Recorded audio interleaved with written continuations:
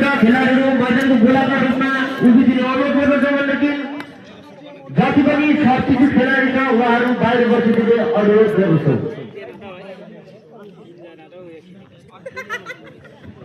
आज यस खेल मैदानमा दुईवटा खेलहरूमा अन्तिम नियमित पेनल्टी सुटआउटको मद्दत दिएको छ भनेदेखि र ओ भाइ अलिकति ल सर्वप्रथम खुर्सीडाँडा हेल्पिङ ह्यान्डको तर्फबाट कोसिन ननिस्किने सुट गर्नको निम्ति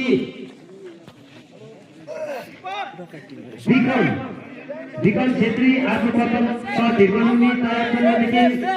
गोलरक्षक गोलरक्षक वन सेफ भाइ safe Vikram good save good save यानी कि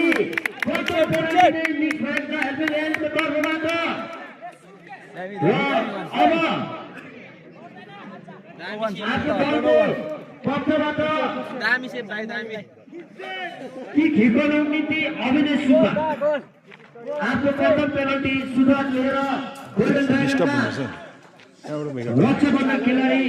अभिनय सुब्बा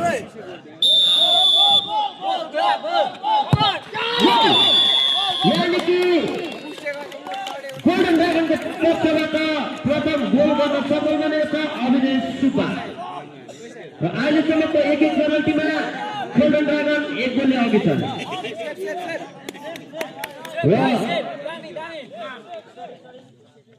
जान्दिन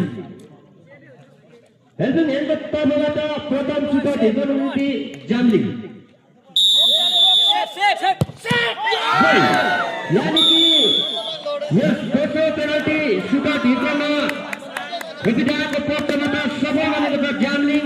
एक गोल लगाउन सफल बनेको छ र अब दोस्रो पेनल्टी हिर्काउनको निम्ति गोल्डन ड्रागनको तर्फबाट आरोग्य सुब्बा भाइ कस्तो आरोग्य सुब्बा आफ्नो पेनल्टी सुटआउट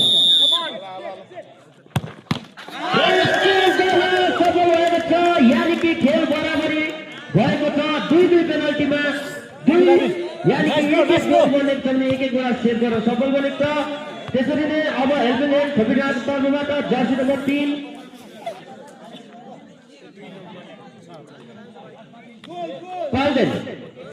पाल्देन तामाङ आफ्नो पेनल्टी सुटआउट